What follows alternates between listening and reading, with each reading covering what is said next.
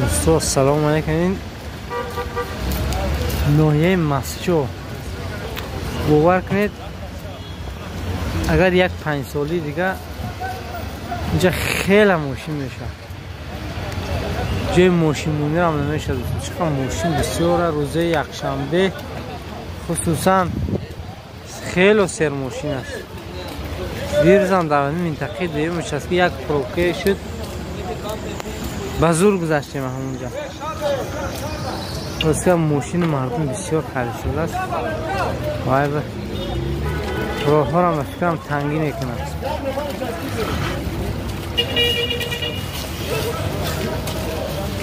افتاب صاف، آسمان صاف.